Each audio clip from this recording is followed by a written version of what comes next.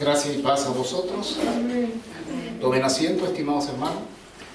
Saludo a la iglesia de este lugar en la paz del Señor. Amén. Sean todos bienvenidos. Amén. Sean todos muy bienvenidos a adorar al Señor. Bien, mi nombre es el hermano Freddy Angulo, vengo de la ciudad de Osorno a compartir la palabra de Dios en este lugar. Estamos llevando a cabo una empresa divina. ¿Cuál empresa divina, dirá usted? Bueno, estamos desarrollando una serie de sermones basados en la carta del apóstol Pablo a la iglesia en Roma. Gloria a Dios. La epístola a los romanos. Pero tratamos de hacerlo de una forma expositiva. ¿Qué significa esto? Vamos usando ciertos bloques de la epístola y vamos exponiendo versículo a versículo, etc. Llevamos básicamente 5 sermones. 5 sermones de la carta del apóstol Pablo a la iglesia en Roma.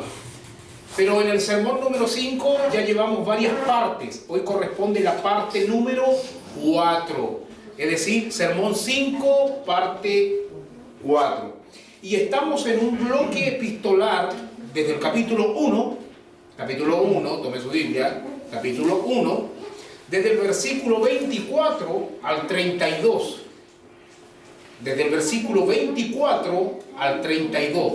Ahí hay un bloque epistolar. Todo ese bloque epistolar es la materia prima del sermón número 5. Pero como es tan extenso, lo vamos desarrollando en partes. Amén. Hoy corresponde la parte número 4 y específicamente estamos estacionados en el versículo 29 y 30. 29 y 30. En la parte 3 ya comenzamos el versículo 29, pero no terminamos el versículo 29. Entonces retomamos ahí la parte 4. Amén. ¿Ya? Tomen asiento. Bueno, refresquemos algunas cosas. Yo les he venido esgrimiendo una ilustración al comienzo del sermón, que yo creo que ya los que han estado presentes en todas las exposiciones se la saben de memoria, pero no sé si habrá alguien aquí que nunca ha estado en un sermón. Ya, hay personas, hermanas, que no habían estado. Entonces vamos a hacer un breve repaso. Yo les contaba que en la década de los 90, en la ex Hacienda Rupanco, una empresa muy famosa acá en el sur, con mis primos en la temporada de verano salíamos a las faenas y salíamos a trabajar en los hilos, trabajábamos en los fardos, etcétera, o cualquier cuestión o cualquier trabajito que saliera. En una de esas tantas ocasiones veníamos de vuelta cerca de las 7 de la tarde a nuestro hogar. Veníamos con mis primos en un coloso que era tirado por un tractor. Esta es la ilustración clásica que ya vengo desarrollando en el sermón número 5. Y les contaba que en esa ocasión el pasador que unía al coloso con el tractor, la gente de campo me va a entender que es un pasador. Amén. Unía al tractor con el coloso, saltó hacia arriba y el coloso partió para un lado y el tractor siguió. Esto produjo un accidente. Mi persona y mis primos nos fuimos para la orilla, nos caímos, nos pegamos en diferentes lugares, etcétera, etcétera. El punto a resaltar es que cuando el pasador saltó, entonces el freno del tractor ya no pudo desarrollar la tarea de freno, que era frenar el coloso. Amén. ¿Qué quiero decir esto? Que cuando no hay un freno, entonces pueden suceder cosas inesperadas. Amén. Entonces, y también me estaba acordando recién, antes de pasar acá, que como al final de la década del 90, como el 2000, más o menos por ahí, yo todos los domingos iba a la iglesia en la ciudad de Osorno y yo tenía una bicicleta que había acabado de ajustar los frenos. Y cuando venía bajando una de las cuestas de Rahue Alto, Rahue Bajo, parece que ajusté demasiado los frenos. Porque en una quise frenar, prácticamente frené, se frenó la rueda de adelante. Uno, obviamente, tiene que frenar la rueda de atrás. Pero yo frené la rueda de adelante y mi maravilloso cuerpo, podríamos decir, volando por los aires, y la bicicleta se dio vuelta y caí, ahí quedé tirado en plena puesta. Fue porque hice un mal uso de los frenos. ¿Cuál es el punto? El punto es que el freno es relevante para bien o para mal. Amén. ¿Me entiendes? El freno te puede salvar la vida. Como también si se hace un uso imprudente de los frenos, también puede acontecer algo que no corresponde. Bien. ¿Cuál es el mensaje que nosotros encontramos desde el versículo 24 al versículo 32 del capítulo 1 de Romanos? Miren, versículo 24, 25, 26, 27, 28, 29, 30, 31. 8 versículos si no me equivoco. ¿Qué es lo que usted va a aprender del sermón número 5? Más allá de las partes. Es que los gentiles, en vez de adorar a Dios como creador, le dieron la espalda a Dios y empezaron a adorar a la creación. Repito, lo que usted va a aprender desde el versículo 24 al versículo 32 es que los gentiles, es decir, todas las personas que no son judías, en vez de adorar a Dios como creador, dieron la espalda a Dios y comenzaron a adorar a la creación. Y desde la creación se hicieron muchos ídolos. Ellos no hicieron caso a la revelación general. Amén, Señor. ¿Qué cosa es la revelación general? Es la autorrevelación que Dios hace de sí mismo a todas las personas en todos los lugares y en todos los tiempos. Dios se revela a través de la creación, a través de la conciencia, a través de la historia. Amén.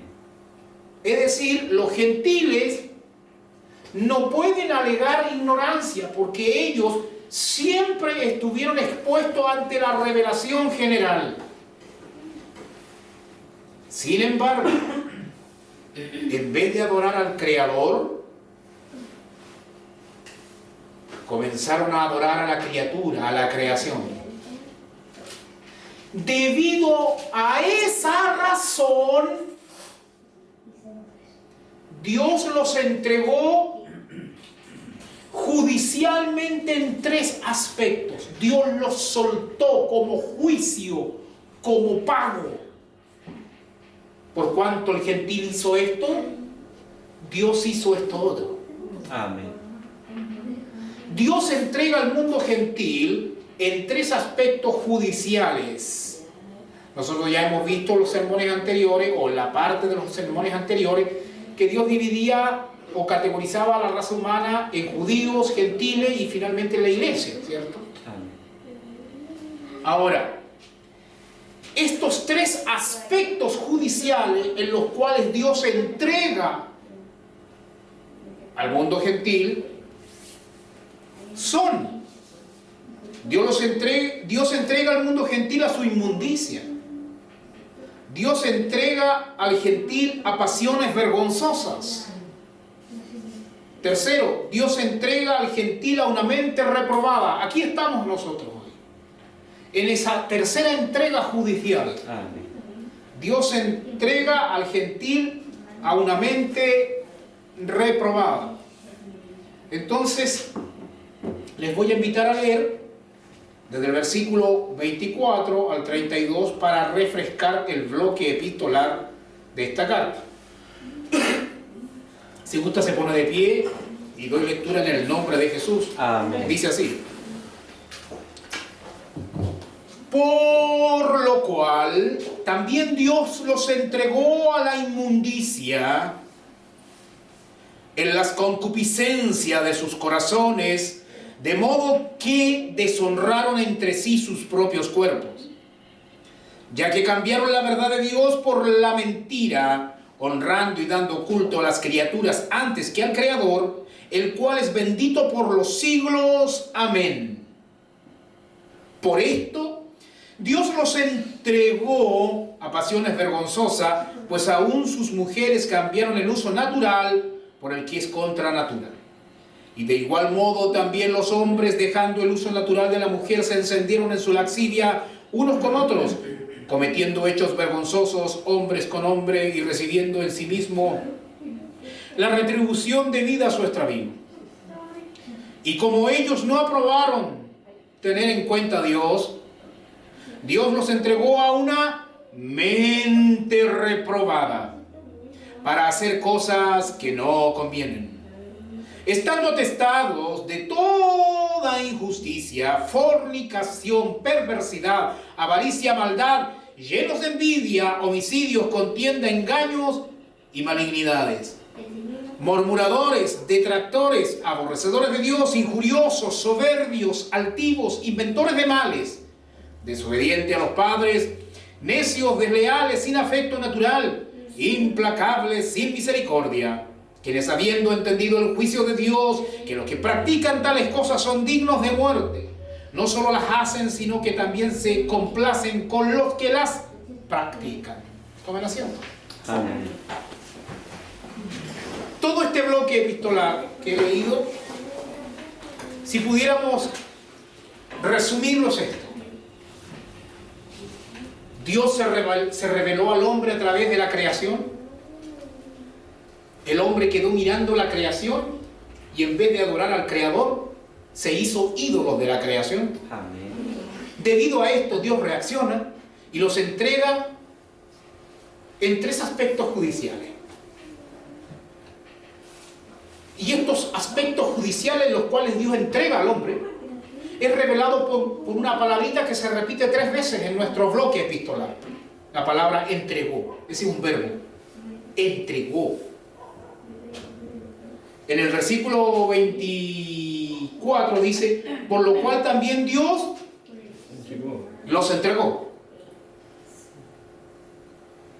En el versículo 26 dice, por esto Dios los entregó.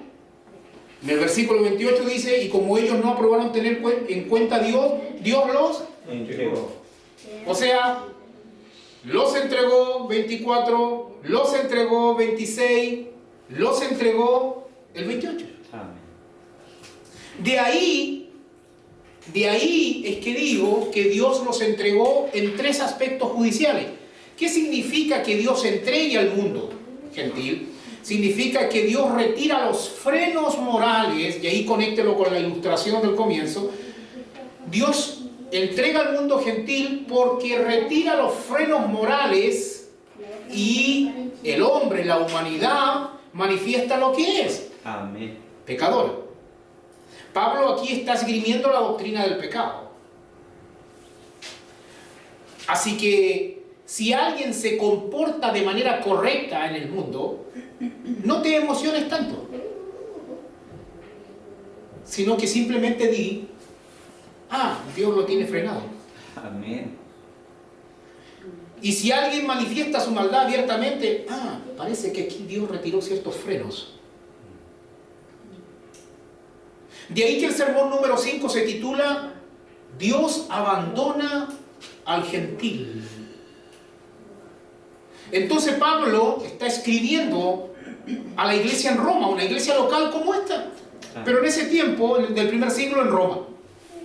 En el año 57 después de Cristo aproximadamente, en el contexto de su tercer viaje misionero, mientras tenía la expectativa inmediata de viajar a la iglesia local en Jerusalén, escribía esta carta en la ciudad de Corinto, y probablemente esta carta la llevó la hermana Febe a la iglesia en Roma. Pablo había manifestado su deseo de ir a la iglesia romana. Les dio un anticipo, y el anticipo es esta carta. Gloria a Dios. Alguien podría preguntar aquí si este es el anticipo. como será lo que venía cuando Él hubiera visitado la iglesia. Amén. Porque cuando uno entra a un supermercado siempre hay como una degustación. Pero la degustación es la degustación. ¿Y qué degustación envió Pablo a la iglesia en Roma? Amén. ¿Ya? Una degustación, y aquí está esgrimiendo la doctrina del pecado. Ya hemos dicho que Pablo, antes de hablar de la doctrina de la justificación, que es el corazón de esta carta, Pablo comenzó a esgrimir la doctrina del pecado. ¿Ya? Y para entrar y detenernos un poco más en la narrativa específica, les invito a escuchar los sermones anteriores en mi canal de YouTube. Si usted quiere escuchar los primeros sermones, por favor remítase a mi canal de YouTube que se llama Freddy Angulo, o usted va a la parte de reproducción donde dice sermones de Romanos. Ahí va a encontrar todos los sermones. Aproveche de suscribirse al canal. Ahora, específicamente hoy nosotros vamos a estar en el versículo 29. ¿Qué dice el versículo 29? Y 30. Estando atestados de toda injusticia, fornicación, perversidad, avaricia, maldad. En el sermón 5, parte 3, nosotros ya vimos los pecados de injusticia, vimos los pecados de fornicación, vimos los pecados, el pecado de perversidad, el pecado de avaricia y el pecado de maldad. Ese fue sermón 5, parte 3. Hoy vamos a ver llenos de envidia, homicidios, contiendas, engaños y malignidades, murmuradores y detractores. Hasta ahí vamos a quedar hoy. ¿Ya? Pero así como fue necesario explicar algo para la parte 3, vamos a nuevamente explicar esta cuestión, el orden sintáctico o la estructura sintáctica de este formato, de este catálogo de pecados, de esta lista de pecados. Porque en realidad el Nuevo Testamento revela algunas listas de pecados, pero esta es una de las más extensas. Una de las más extensas. Cuando dice estando atestados, lea esa parte en su Biblia. Estando atestados, esas dos palabras, estando atestados. Esa palabra, gramaticalmente hablando, es un participio. Un participio es una categoría gramatical. Tenemos un participio que antecede a la lista de pecados que Pablo enumera. Miren acá. Más allá de que si usted entiende la terminología que yo estoy usando, se la voy a explicar. Pero más allá de eso, gramaticalmente está así. Mire, participio, adjetivos, sustantivos. Participio, adjetivos, sustantivos. La palabra estando atestados es un participio, es el participio. La palabra de toda es un adjetivo. ¿Ya? Y la palabra llenos también es un adjetivo. Y las palabras injusticia, perversidad, avaricia, maldad, envidia, homicidios, contiendas, engaños, malignidades, murmuradores, detractores, son sustantivos.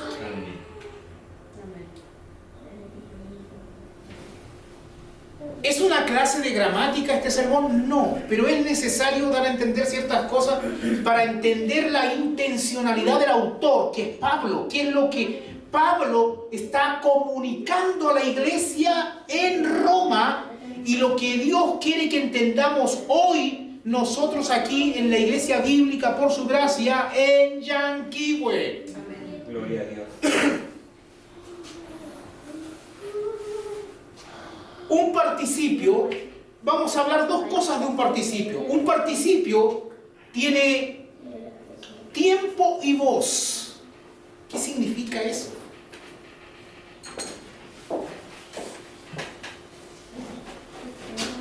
Tiempo Jacobo y vos, estando atestados, es decir, Pablo dice, los gentiles están atestados, estando atestados, que significa estando llenos, estando completos. O sea, los gentiles están completos. Vamos a ver de qué. Uno podría decir, el frasco está completo. La botella está completa. Por ejemplo, acá yo tengo una botella, que no la traje para el ejemplo, pero ahora entendí que era para el ejemplo. ¿Está llena o está media o no está llena? No está lleno. No está llena. Pablo dice, estando atestados, estando llenos. Supongamos que esta botella es el gentil. Y yo le digo, el gentil está lleno de agua. O le digo, el gentil tiene un poquito de agua. Hágase la idea que el agua es el pecado. O sea, esta botella no está llena de pecado. Amén. ¿Tiene pecado? Claro que sí. ¿Podemos decir que la botella es pecadora? Claro que sí. Pero que no está completamente llena de pecado. ¿Ya? Pablo dice acá, estando llenos.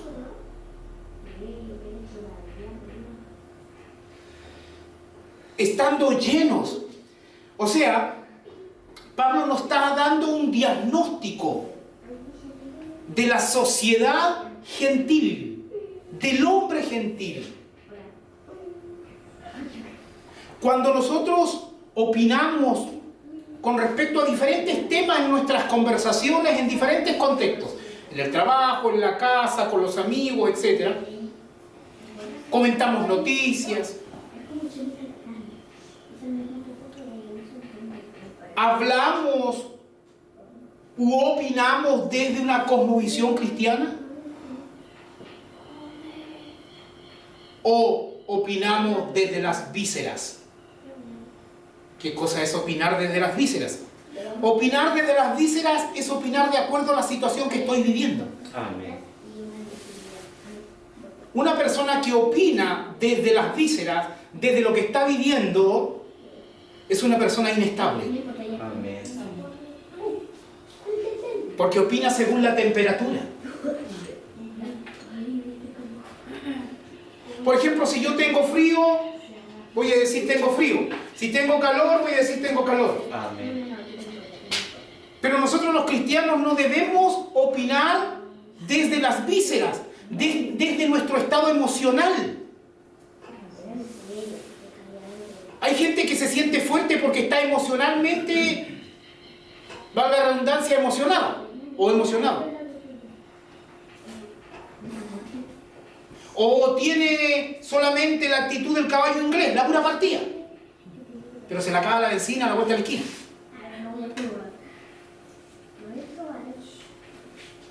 No debemos opinar desde las vísceras, debemos opinar desde una cosmovisión bíblica, aunque yo esté sangrando. Amén.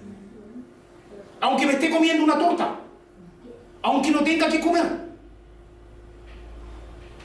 No es fácil, pero tenemos que andar de acuerdo a las convicciones. Entonces, Gloria a Dios. el texto es claro. Dice, estando atestados, estando llenos. Debemos entender que la Biblia dice que el hombre gentil está lleno de lo que vamos a ver más adelante, de qué cosa está lleno. Amén. Entendamos algo, estimados. No tengamos una actitud de víctima en la vida. El hombre no es víctima. Amén. La mujer no es víctima. Amén. Pablo aquí nos está dando una tesis de lo que es la sociedad gentil. Amén. Y si aplicáramos eso a hoy, a este día, debe ser lo mismo.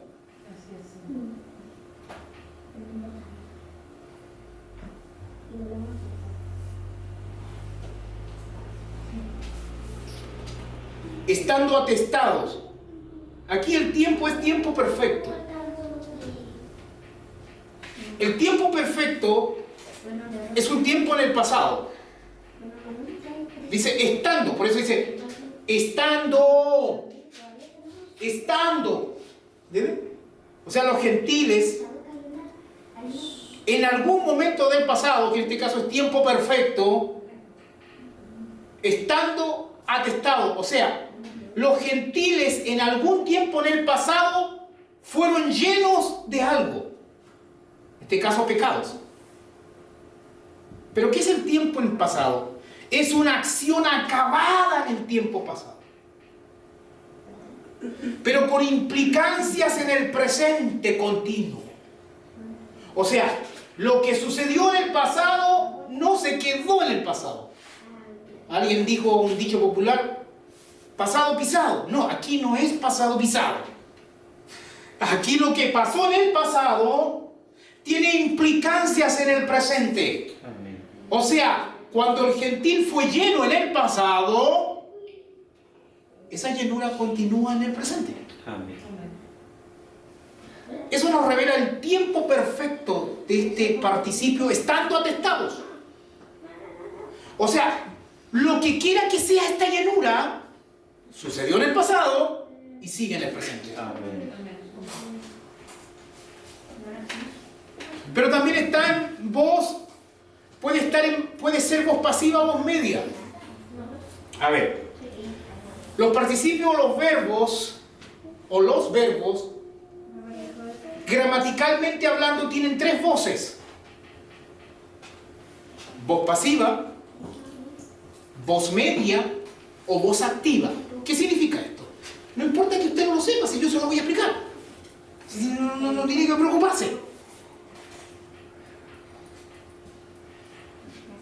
La voz pasiva, le voy a pedir al pastor José, para que lo entiendan bien pedagógicamente. Deme agua en la boca. Levante nomás. Gracias. Eso que hizo el pastor José, yo recibí la acción de él, ¿cierto? Eso es voz pasiva. El sujeto, en este caso yo, recibe la acción. Porque yo no tomé la botella, sino que él con la botella me dio agüita y yo pasivamente tomé. Eso es voz pasiva. Es decir, el sujeto recibe la acción. Amén. ¿Qué cosa es lo opuesto? ¿Entiendes? Voz activa. Lo opuesto a pasivo es lo activo. Y la voz media. La voz media es que yo tomo la botella, o sea, media entre pasivo y activo, ¿me entiendes?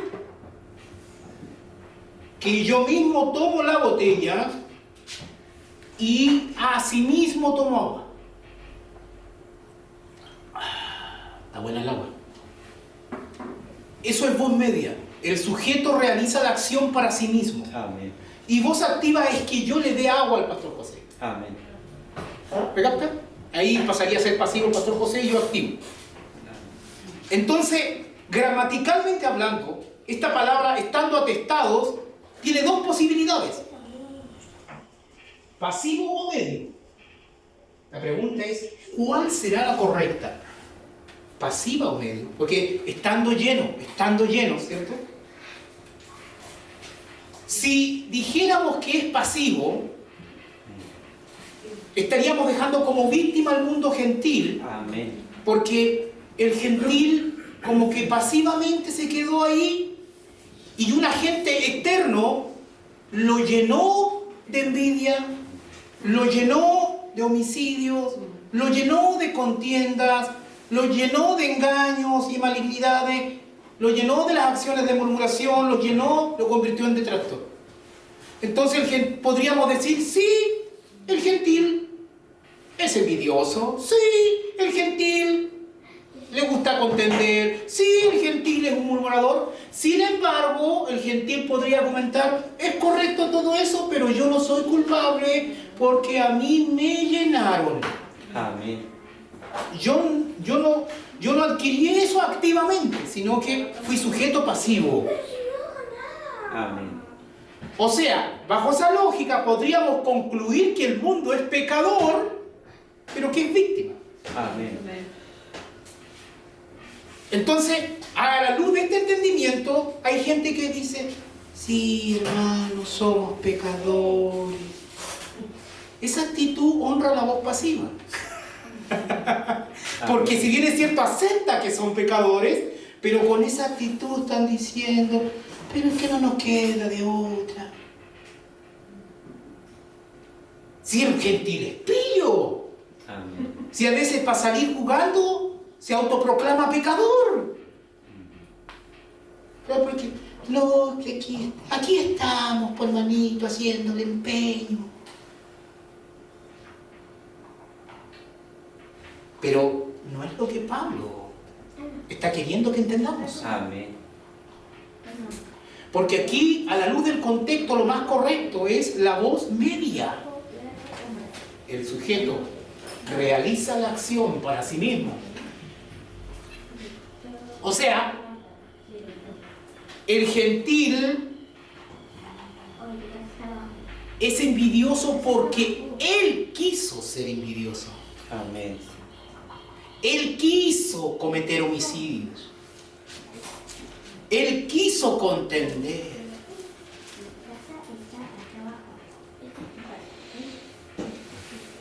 No hay víctimas. Amén. Que fui débil. Que no sé qué me pasó. No, tú lo sabías. Y te gustó incluso. Amén. Incluso te quisiste superar. Y si no fuiste más allá es porque Dios te frenó. Dios tiene varios frenos en la vida para frenar nuestros pecados. Amén. Y esos frenos son dolorosos a veces. Incluso no se entienden en el momento. Estando atestados, entonces, voz media, no es víctima gentil. Tiempo perfecto, una acción en el pasado concretada, pero que tiene implicancias en el presente. Ahora,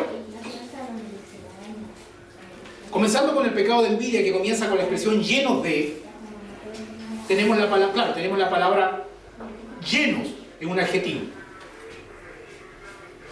Miren, yo podría decir lo siguiente.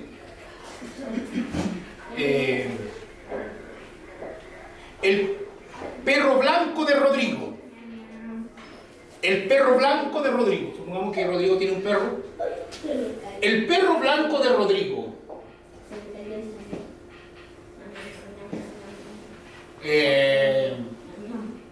Rompió un macetero. El perro blanco de Rodrigo rompió un macetero. Pero yo también podría decir, el blanco perro de Rodrigo rompió un macetero. Podría decir perro blanco o blanco perro. Aquí la palabra blanco es el adjetivo, perro es el sustantivo. Y lo lógico en Occidente, en la gramática occidental, o española en este caso, es que uno pone el sustantivo primero y después pone el adjetivo. O sea, perro, blanco. Parecería extraño poner blanco perro, como que rompería nuestra sensibilidad gramatical. Pero en griego, a veces los adjetivos se ponían antes que los sustantivos. ¿Y qué significaba eso? Que Pablo estaba dando énfasis al adjetivo y no al sustantivo. Pablo no estaba dando énfasis a los pecados. Pablo no está dando énfasis a la lista de pecados. Pablo está dando énfasis al adjetivo que antecede a estos pecados. En este caso, lleno. O sea, Pablo no quería que yo comprenda que el gentil era envidioso. Aunque lo era. Pero no es lo que Pablo está tratando de darme a entender.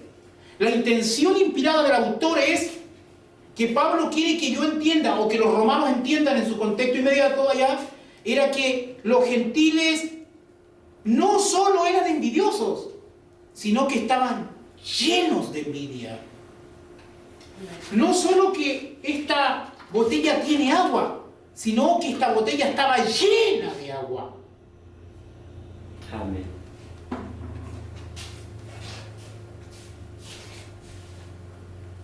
Entonces, el mundo gentil manifestó esta lista de pecados debido a la tercera forma de entrega de juicio judicial de Dios, que dice en el versículo 28, y como ellos no aprobaron tener en cuenta a Dios, Dios los entregó a una mente reprobada.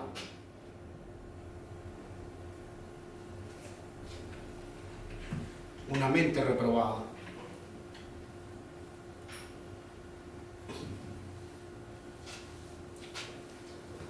Y debido a que tenían una mente reprobada por juicio de Dios, ellos empezaron a manifestar estos pecados particulares, que es la lista de pecados. Llenos de envidia.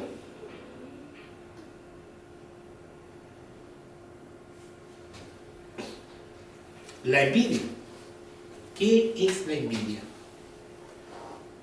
Pablo está dando un diagnóstico inspirado de la sociedad gentil. Hoy en día tenemos muchas ramas del conocimiento que tratan de dar ciertas tesis del hombre en sociedad. Tenemos la antropología, tenemos la sociología, el derecho. La sociología estudia al hombre en sociedad. La antropología cultural estudia al hombre en comunidad. Y cada una de estas ramas desarrolla muchas teorías de qué cosa es el hombre o cuál es la naturaleza del hombre en sociedad, etcétera, etcétera. Y conozco muchos cristianos, entre comillas, que cuando conversa o responde a sus pruebas en los diferentes lugares donde se estudia, responden como el mundo, responden como el pagano. O conversan como conversaría un pagano. No es que la sociología en la teoría tanto dice y empiezan a desarrollar. No es que la antropología dice. Lo que la ciencia de la administración dice. La ciencia de la administración estudia cómo el hombre se comporta en la organización. No es que el hombre es esto porque la teoría psicológica conductual dice tal cosa. Por ahí andan algunos predicando, acéptate a ti mismo. Cuando Pablo dice, cuídate de ti mismo. Amén. Psicólogos en el púlpito. Coach infiltrados en el púlpito. Motivacionistas infiltrados. Falsos evangelios. No, pero es que es por la nota nomás, entonces voy a responder lo que el profe enseñó que era lo correcto.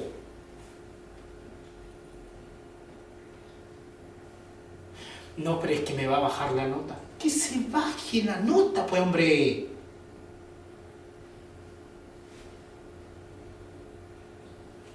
Si ser cristiano no se trata de venir a aparentar los días de domingo, cantar, levantar las manos, hacerse el romántico cerrando los ojos. No se trata de eso. Durante la semana debes vivir una cosmovisión cristiana. Amén. Pero ojo, vivir una cosmovisión cristiana en la práctica, eso significa perder algunas cosas según la carne. Amén. ¿Estamos dispuestos a perder cosas según la carne?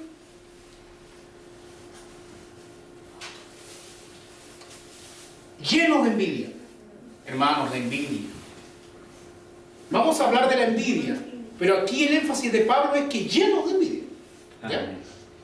No se pierda ese punto.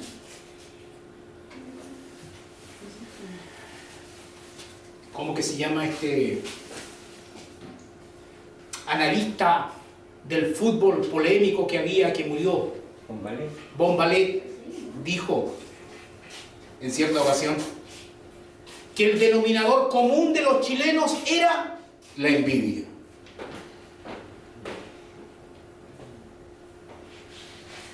Es verdad, pero no porque Bombalé lo dijo. Es verdad porque Bombalé en eso se alineó con la tesis de Pablo. Amén. Obviamente él lo decía en su rubro, en su trabajo, pero el punto aquí es que es verdad. El denominador común del mundo gentil es la envidia. ¿Qué cosa es la envidia, si pudiéramos definirla en términos directos? La envidia es desear, querer lo material que otro tiene. Pero también es desear o querer los talentos que otro tiene. Es estar enojado con Dios porque Dios le dio eso a él y no me lo dio a mí. ¿Por qué es tan talentoso? ¿Por qué le resultan las cosas? Yo quisiera tener eso, yo quisiera tener esa habilidad, yo quisiera hablar como él habla. Yo quisiera tener la forma de cabello que él tiene. Oh, me encanta cómo se viste. O me voy a comprar esta ropa porque vi a esta otra persona que tenía eso. ¡Ay! Envidia. La envidia muestra que el hombre no está de acuerdo con lo que Dios ha hecho. Amén. Me explico, porque si Dios le dio talentos a mi hermano, Dios sus planes tendrá. Amén. Y si yo no estoy de acuerdo, como que envidio eso, es como que estoy en contra de ese diseño de Dios. Amén. No estoy de acuerdo con lo que Dios hizo. El envidioso no se enfoca en lo que Dios quiere hacer con él, sino que se anda metiendo en lo que Dios anda haciendo con otro. Amén, Señor.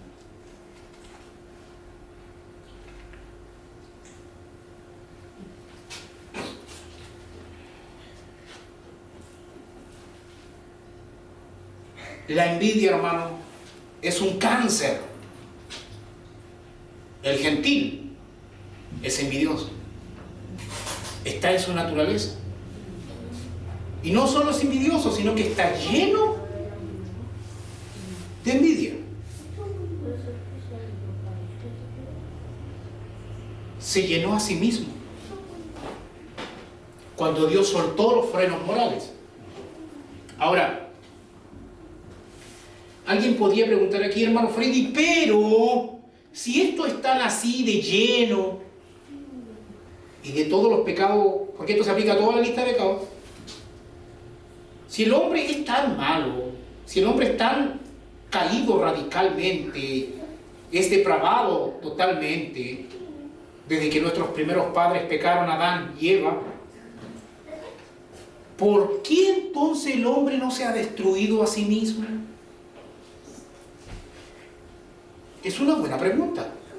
Si el hombre y la mujer es tan malo como lo presentas tú, hermano Freddy, ¿por qué entonces no nos hemos destruido si ya llevamos varios miles de años en la historia?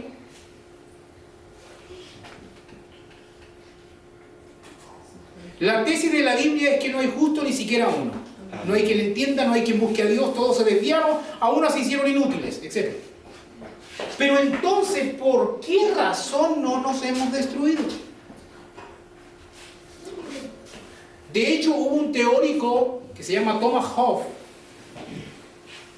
que propuso una de las teorías contractualistas del origen del Estado, que decía que era necesario que hubiera un Estado fuerte para que frenara al hombre en sociedad, porque el hombre era lobo del hombre, que el hombre estaba en un constante estado de guerra.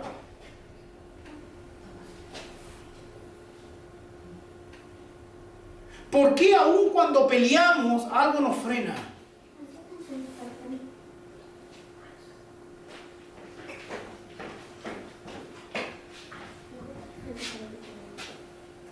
Dios tiene frenos, hermano. Benditos frenos de Dios. Gloria a Dios. Porque si Dios no tuviera frenos, hace rato que nos hubiéramos autodestruidos entre nosotros. Amén. Y usando terminología actual, Dios tiene varios closets con candados grandes que frenan nuestras maldades en todas las dimensiones. Y les voy a enumerar al menos cuatro frenos que Dios tiene y que la Biblia revela. Si bien es cierto, es verdad que el hombre es pecador, también Dios lo frena. Amén. Primer freno, la conciencia en el hombre. Y aquí no estoy hablando necesariamente de los salvos, yo estoy hablando de la humanidad completa, específicamente del gentil a la luz del contexto de lo que Pablo está hablando. La conciencia. La conciencia es una facultad mental que Dios creó para que distingamos entre el bien y el mal.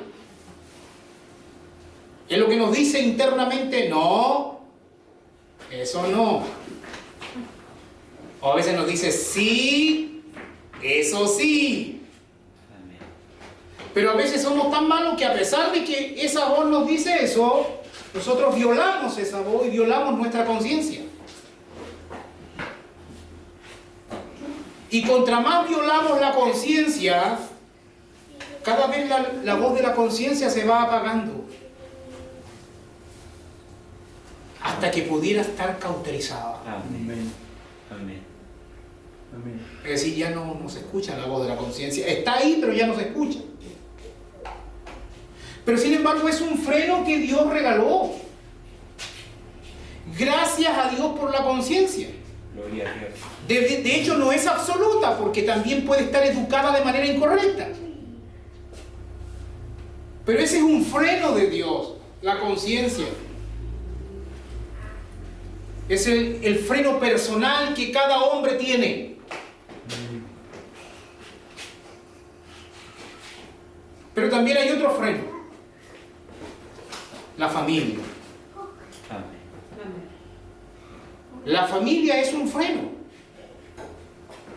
Dentro de la familia, uno debería esperar el ser educado, el ser disciplinado. Cuando una familia no ejerce la educación hacia los hijos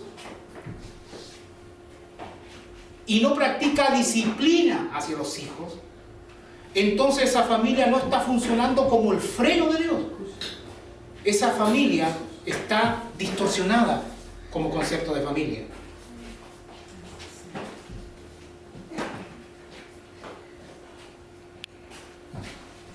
Los niños, los hijos tienen que ser castigados y disciplinados. Amén.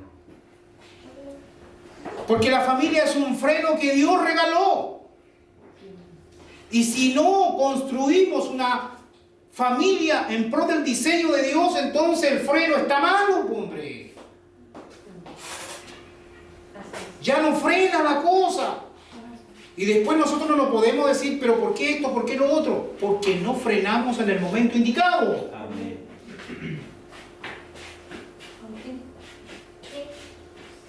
El freno de Dios. Porque a veces externalizamos la disciplina. Hay familias que externalizan la disciplina o externalizan la educación. Dejan al cabro chico en una sala cuna para que otro se lo críe, para que yo me desarrolle personalmente. Externalizan la educación, externalizan la disciplina y a veces hasta la estatizan. O sea, derivan las responsabilidades que a uno le corresponden para que otro las haga. La familia correctamente formada es el freno relacional. Es decir, nos frenamos a través de relaciones íntimas. El papá le dice, no hijo, no hija, etc. Son como verdaderas riendas que se autosujetan. Amén. También está el freno del gobierno civil, que nosotros lo vamos a ver específicamente en el capítulo 13 de Román, del versículo 1 al 7. El gobierno civil, Dios le entregó el monopolio legítimo de la fuerza. Amén. ¿Para qué? Para que frene la maldad del hombre en sociedad o de la mujer en sociedad. Cuando el gobierno civil usa correctamente la espada, mi hermano, mi hermana, para frenar la maldad en la sociedad, aunque usted se pegue 41 y 50 horas de oración, Dios respalda al gobierno, no a usted. Amén.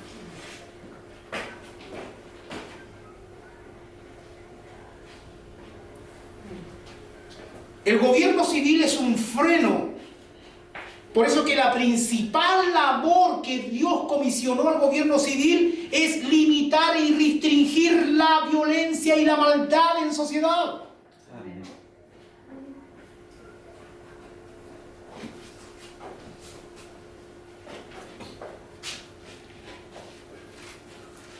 Ahí tenemos 3 frenos, ese es un freno social. O sea, tenemos el freno personal, la conciencia, el freno relacional, la familia, y el freno social, el gobierno civil. Amén. Pero también tenemos el freno espiritual, que es el rol de la iglesia en medio de este mundo. Y esto no es batalla cultural, que quede claro. Amén. Porque batalla cultural es tratar de moralizar a la sociedad, pero con instrumentos del poder político. No, es la iglesia predicando el evangelio de la gracia de Dios en medio de la sociedad, lo que produce un freno. Amén. ¿Por qué? Porque como Dios va salvando y uno espera que la gente que Dios salva viva de acuerdo a la Biblia. Amén. Y eso produce luz en la práctica, produce freno. Amén. Se da cuenta que hay gente que es muy insolente para hablar, pero a veces por el solo hecho de saber que hay un cristiano y un evangélico, por respeto a eso como que se controla un poquito al menos. Amén. O sea, hay freno, hijo.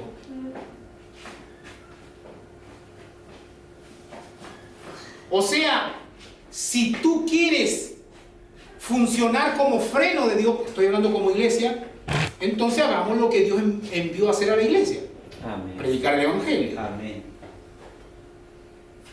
Hay un quinto freno que es el freno de los frenos en realidad, que es el Espíritu Santo, la obra del Espíritu Santo. Porque al final del día es el Espíritu Santo que frena la maldad. Amén. Y que suelta esto de acuerdo a los propósitos escatológicos. Pero llegará un día donde el Espíritu Santo será quitado, en el sentido de que su ministerio de freno de maldad cesará y se manifestará aquel inicuo, el anticristo. Amén. Pero a pesar de todo eso, Dios nunca ha soltado en términos absolutos a esta sociedad. Amén. Porque si Dios lo soltara en términos absolutos, seríamos como verdaderos demonios. Amén, Señor. Bueno, los gentiles, por cuanto se habían convertido en idólatras en la práctica, habían adorado a la creación en vez del Creador, Dios retira su freno. en un grado considerable. Y es ahí donde se manifiesta el juicio del abandono de Dios, y Dios lo suelta en estos tres sentidos judiciales. Y manifiesta envidia. ¿Cuánto llevo? Si alguien me puede decir más o menos. Unos 55 minutos. Amén. Envidia. Quiero decir también que todos los pecados que vienen después de la envidia, si bien es cierto, tienen su particularidad, pero son como el efecto de la envidia. ¿Me está siguiendo? Es como un efecto dominó. Imagínense el efecto dominó. Ahora hagamos una aplicación a la iglesia. Y cuando digo la iglesia no me estoy refiriendo aquí, específicamente estoy hablando de la iglesia.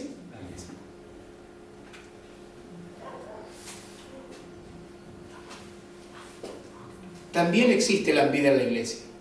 Amén. La diferencia con el gentil es que el gentil está lleno de envidia. En cambio la iglesia puede caer en envidia, pero estamos luchando para vencer ese pecado. Amén. La envidia es algo que se vive en secreto. La envidia puede estar en el amigo. Es secreta, la envidia es secreta.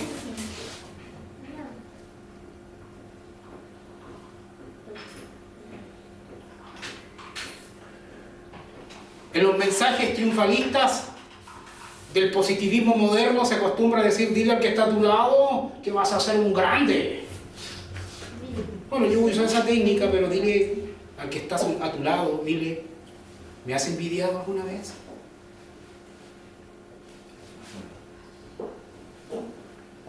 Yo sí, yo he envidiado a muchos a lo largo de mi vida. Rompí con el tabú del secreto. Pero como ya estamos tan viejos, que tenemos que madurar y que tiene que dar lo mismo. Amén. Tenemos que entender que estamos en una lucha.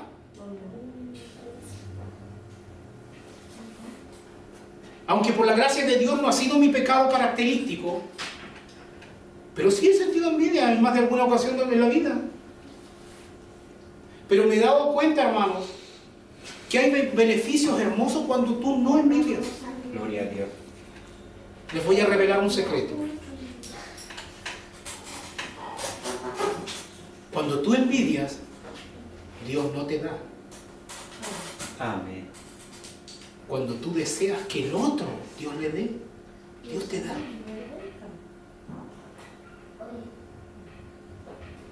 Voy a ser autorreferente aquí en este momento, como lo fui también en Valdivia, en este punto. En el contexto de la iglesia, yo estoy hablando de todo el tiempo que vivió en la iglesia. Yo siempre he sido objeto de envidia. No por ser hermoso. O no porque tenga posesiones materiales, porque en realidad soy pobre en ese sentido. Pero han envidiado otras cosas. Han envidiado los dones que Dios me ha regalado. Han anhelado tener la capacidad de oratoria que Dios me ha dado. Envidian los dones de discernimiento, de ciencia, de capacidad por gracia que he recibido al estudiar la Escritura. Envidian que se me quede tan fácil hacer las cosas en ese sentido. Y yo les digo, sí es fácil porque es gracia, no es mi esfuerzo. Yo no merezco lo que Dios me ha dado. No lo merezco. Es gracia. Gloria a Dios. Sin embargo, ha habido gente que me ha envidiado a lo largo de mi peregrinaje. Yo nunca lo he dicho, pero lo sé. Porque tampoco es tema, porque tienes que orar por el hermano o la hermana. De hecho, una de las grandes razones por cuales se me ha negado púlpito a través de mi historia es por envidia. Para que yo no brille y no los opaque a ellos. Por eso que yo agradezco cuando alguien me da la oportunidad de predicar o exponer. Y en ese sentido, el pastor acá es un ejemplo. Los pastores de Valdivia son un ejemplo. Porque muy poca gente me ha dado la posibilidad de predicar. Por envidia. Para que no le haga sombra. Porque quieren seguir brillando ellos. Porque tienen miedo a que la gente se centre en otros y no en ellos. Si alguien piensa eso es avanzar carnalmente en la vida. Amén. No entender que la obra es de Dios. Amén. No entender que es Dios quien edifica su iglesia. Amén. Pero también me he dado cuenta que aquellos que han vencido los pecados en la vida comienzan a crecer. Gloria a Dios. Hermano, yo tuve que agachar las ovejas delante de mucha gente para aprender.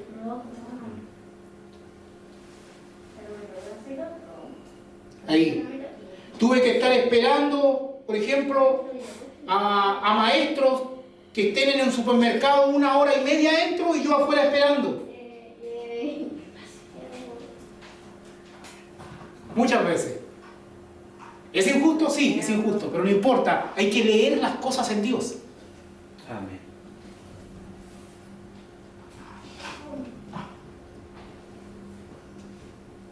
La envidia es un cáncer que come por dentro. Así es. Amén. Tener envidia es apuñalarse solo. Amén. Y el envidioso siempre quiere, pero nunca puede alcanzar. Sueña, pero nunca alcanza. Cuando esta envidia llega a los extremos, lo natural es el homicidio. Las personas hasta matan por envidia. Amén. El gentil mata por envidia. Oiga, si la mujer que de repente se gana en la ventana y mira hacia afuera y el esposo está mirando tele más allá en el sillón y la mujer, oye amor, el vecino está pintando la casa. Y así como la envidia, sí, pero le quedó feo ese color. Envidia. Porque aunque sea feo el color, uno debería alegrarse porque al menos está pintado. Está mejor que antes. Pero la envidia es, no. Yo lo hubiera hecho de esta otra manera. Oye, mi amor, ¿cuánto costarán unos tarritos de pintura? ¿Podemos pintar la casa también?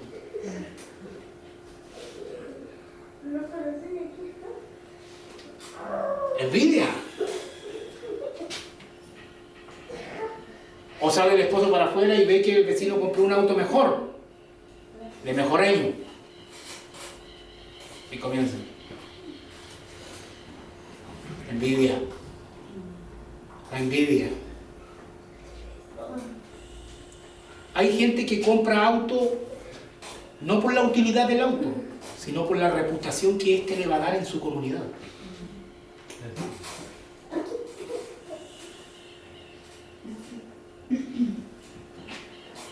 Matar a una persona físicamente o moralmente.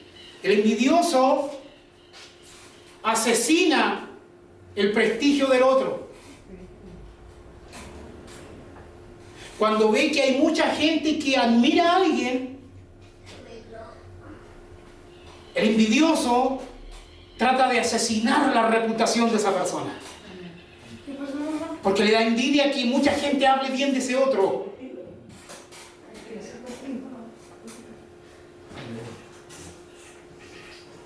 El envidioso envidia al que tiene una buena reputación y a veces lo acusa de envenenador.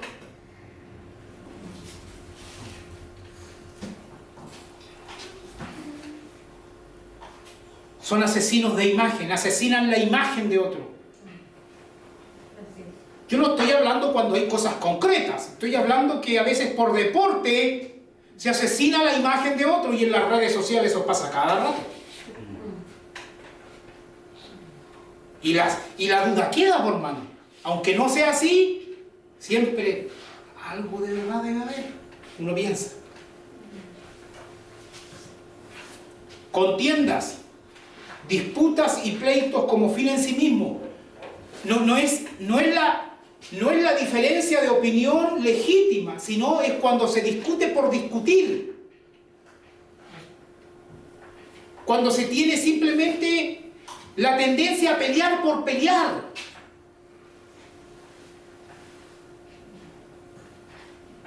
Yo conozco gente que te contradice por la reputación que eso significa, pero no porque tenga una postura distinta o legítima. Ah, no, pues contradijo al pastor José. Porque buscan, son trepadores, son envidiosos, ¿me entiendes? Entonces andan contradiciendo al resto por la reputación que les da eso.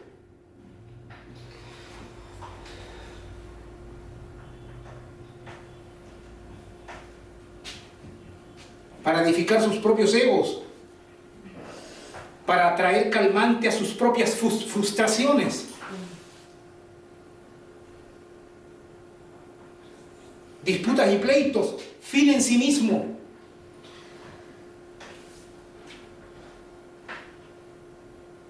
No les importa el tema en sí, sino que les importa discutir por discutir.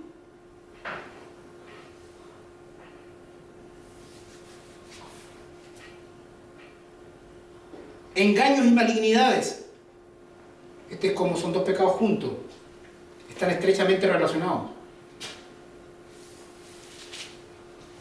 Está el engaño espontáneo, o como alguien dice, salir jugando, pero está el engaño premeditado. Una cosa es que yo lo engañe a usted porque quise salir en el momento jugando sobre algo, y también está mal, no estoy diciendo que esté bien, pero otra cosa es que pase toda la noche despierto pensando cómo yo lo voy a engañar. Eso es un grado más profundo de maldad. Hay gente que se desvela pensando cómo va a dañar, cómo lo va a hacer, cómo lo va a engañar, cómo va a vender la pomada.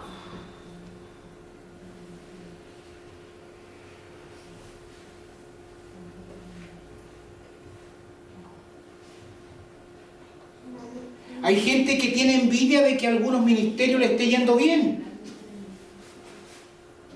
Que mientras te vean fracasado ministerialmente, son tus amigos, te golpean las espaldas. E incluso se hacen los comprensivos. No, si eso es así, pastor, sí. Pero no se te va a ocurrir a tener éxito. Éxito correctamente hablando. Que ya eres su enemigo. Se acercarán con palabras salameras.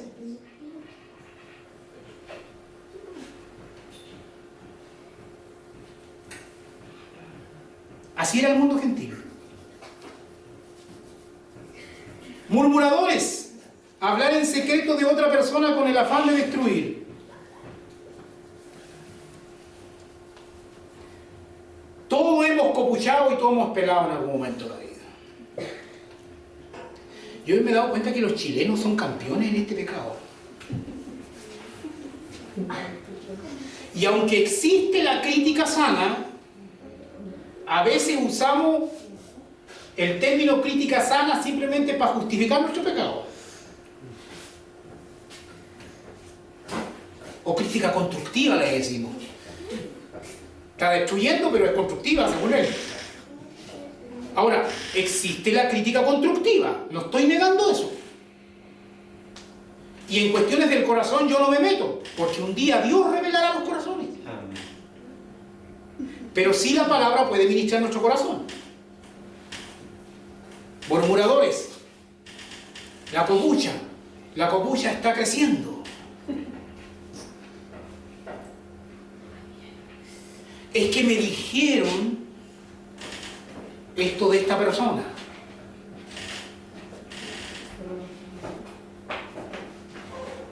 son los que cuelan el mosquito y se tragan el camello.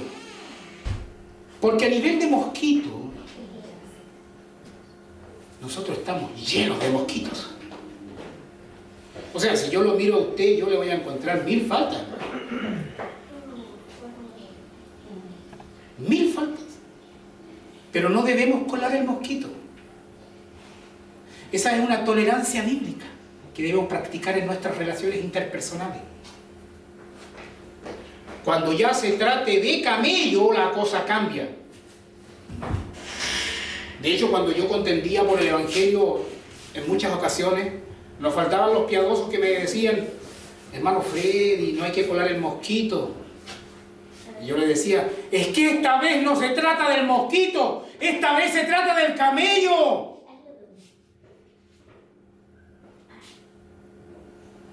Si se trata por ser fieles al Evangelio, hay que contender ardientemente por la fe. Si se trata de que alguien anda esparciendo una doctrina fundamental en el sentido incorrecto, hay que denunciar, hay que defender la verdad. Amén. Pero de andar pelando por mosquitos, ¿por qué yo voy a pelar mosquitos? ¿Por qué yo voy a colar mosquitos si estoy lleno de moscos, por más? Amén. Hablar en secreto de otra persona con el afán de destruir. Detractores. Hablar de otras personas para desprestigiarlas. Estos pecados en alguna medida están todos relacionados y hasta ciertos puntos y en ciertos aspectos son sinónimos, ¿me capta? Pero todos vienen como efectos de la envidia. Pecados contra el prójimo. Hay gente tan negativa que siempre te dice no. Tú dices algo, no. Son esos que uno cuando quiere organizar algo en un grupo siempre dice no, detractores, están en contra tuya. Yo pienso que podríamos hacer una torta para comer entre todos. ¡No! ¡Quiero kuchen!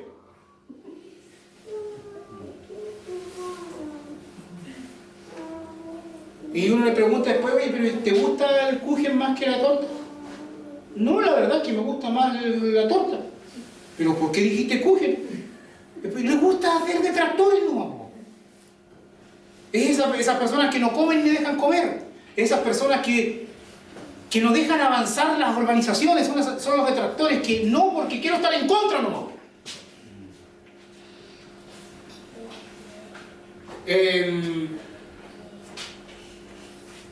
Por ejemplo, son esas personas que arman problemas por cuestiones que uno debería tener tolerancia.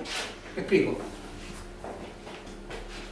Suponiendo que las sillas se acomodan de la manera como están, pero de repente yo quisiera acomodarlas de otra manera.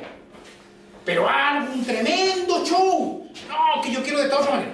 No, que yo quiero de esta otra manera. O sea, en pro de la paz, niégate de tu perspectiva, te da lo mismo. No discutas por detalles. Yo lo hubiera hecho mejor. Uno tiene que aprender a ceder en la vida. Amén.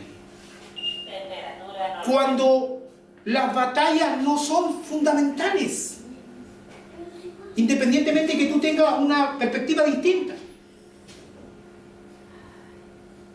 Por ejemplo, no sé si se han dado cuenta que hay púlpitos, hay adornos de púlpito en diferentes iglesias que realmente ponen un florero aquí, otro florero allá, otro florero acá, y el predicador está mientras en todas las flores. Si usted me pregunta a mí me gusta el púlpito lo más simple posible. No me gustan los chiches, a mí no me gustan los chiches en el púlpito. Yo sacaría todas esas flores. ¿Por qué? ¿Por qué? Porque nos falta la hermanita que está no escuchando el sermón y está: qué linda la florcita.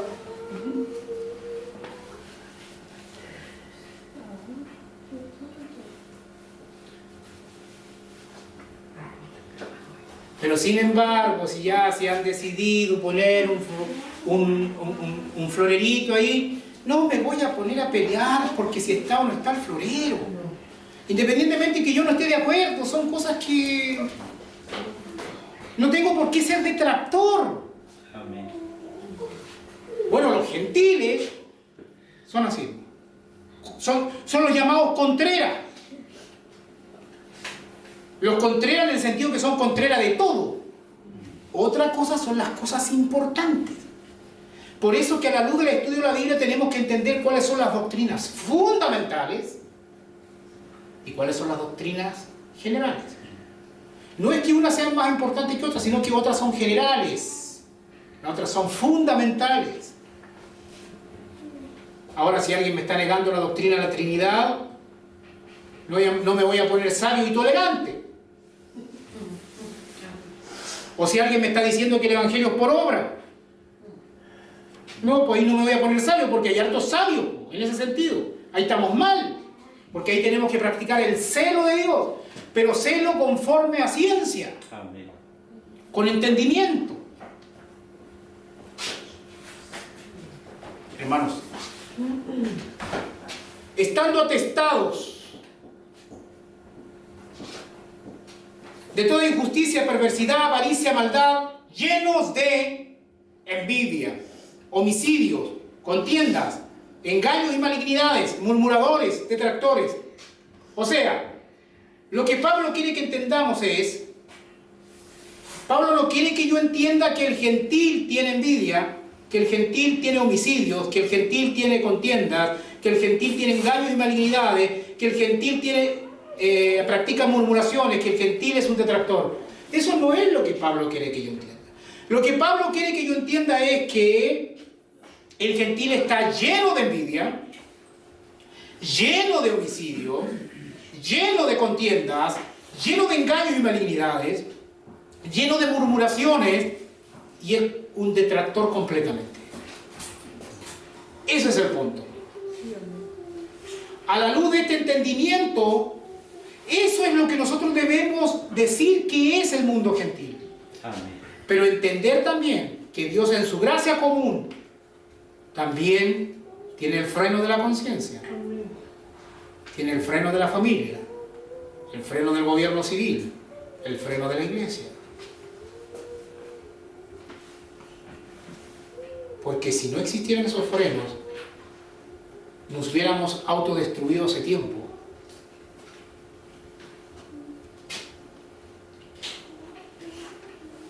Oremos por los frenos de Dios. Amén. Para que funcione como Dios los pensó, Amén. con el propósito que Dios los creó. Gloria a Dios. Terminando,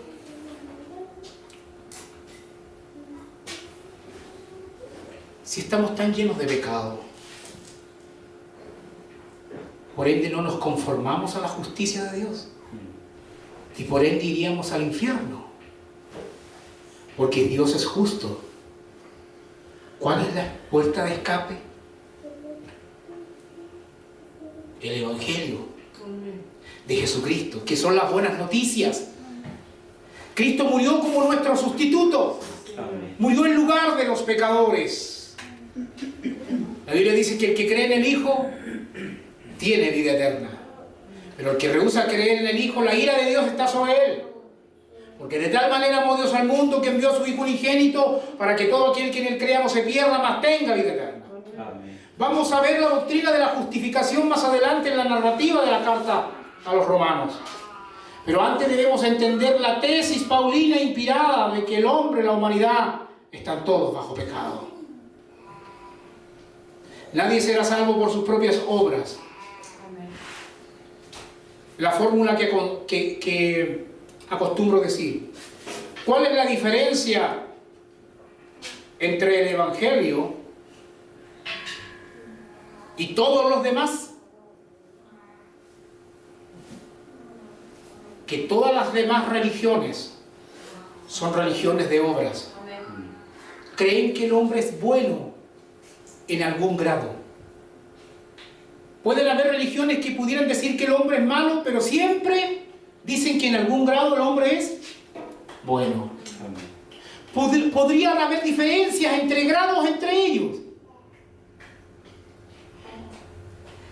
Sin embargo, la cosmovisión cristiana dice que el hombre es malo completamente, entendiéndose los frenos morales que están sobre ese hombre. Amén. Pero la cuestión es que la salvación no es por obra. O sea, la fórmula cristiana sería: fe es igual a salvación, más, entre comillas, obras. Es decir, nosotros debemos obrar un día porque por gracia fuimos salvos. Amén. Pero no para ser salvos. Amén. Porque la salvación no depende de nuestras obras, sino que fuimos salvos para obras. Amén. En cambio, todas las demás expresiones religiosas te pueden poner fe, pero siempre van a poner al menos un grado de obra como condición para ser salvo. Pero la verdad es que ninguna obra humana es aceptada. Amén. Solo la obra de Dios hombre, Cristo hombre, Amén. el teantropos. Amén. O sea, si podría haber una obra como condición para ser salvo, es esta: fe más obra de Jesucristo es igual a salvación. Amén. Amén. Hasta aquí quedamos con la exposición. Oramos al Señor. Amén. Señor, muchas gracias. He expuesto tu palabra. Te pido que abras el entendimiento de los hermanos a través de la obra iluminadora del Espíritu Santo, Amén, Señor. para que lo que yo no pude dar a entender, usted lo haya hecho, Señor. Sin duda lo ha hecho, porque usted edifica su iglesia. Sí, Señor. Muchas gracias, Padre. Te agradezco por iluminarme y darme los ejemplos correspondientes. En el nombre de Jesús, amén. Amén. Amén. Amén. Gracias. Cantamos, el pastor queda en este lugar, etc.